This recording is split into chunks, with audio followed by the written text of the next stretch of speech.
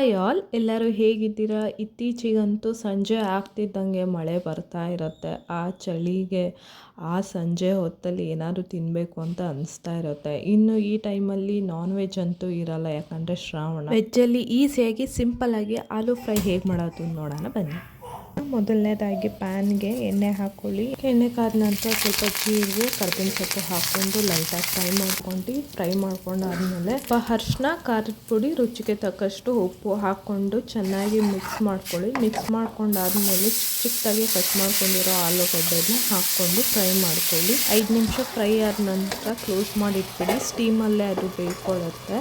ಬೆಂದಾದ್ಮೇಲೆ ಒಂದು 10 ನಿಮಿಷ ಬಿಟ್ಬಿಟ್ಟು ಓಪನ್ ಮಾಡಿ ನೋಡಿದ್ರೆ ನೀಟಾಗಿ ಬೆಂದಿರುತ್ತೆ. ಅರ್ಧ ನಿಂಬೆಹಣ್ಣ ಹಿಂಡ್ಕೊಳ್ಳಿ. ಅದಾದ್ಮೇಲೆ ಸ್ವಲ್ಪ ಕೊತ್ತಂಬರಿ ಹಾಕಿ ಲೈಟಾಗಿ ಮಿಕ್ಸ್ ಮಾಡಿಬಿಟ್ಟರೆ ಆಲೂಗಡ್ಡೆ ಫ್ರೈ ರೆಡಿ ಆಗುತ್ತೆ. ಈ ರೀತಿಯಾದ ರೈಸ್, ದಾಲ್ ರೈಸ್, ರಸಮ್, ಮೊಸರನ್ನ ಇದಕ್ಕೆಲ್ಲ ಬೆಸ್ಟ್ ಕಾಂಬಿನೇಷನ್. ಹುಷಾರಿಲ್ದಿರ್ಬೇಕಾದ್ರೆ ಏನಾದ್ರು ತಿನ್ನಬೇಕು ಅಂತ ಅನಿಸಿದಾಗ ಈ ರೀತಿ ಮಾಡ್ಕೊಂಡು ತಿಂದು ನೋಡಿ, ತುಂಬ ಚೆನ್ನಾಗಿರುತ್ತೆ. ಲಂಚ್ ಬಾಕ್ಸ್ಗೂ ಟ್ರೈ ಮಾಡಿ ನೋಡಿ.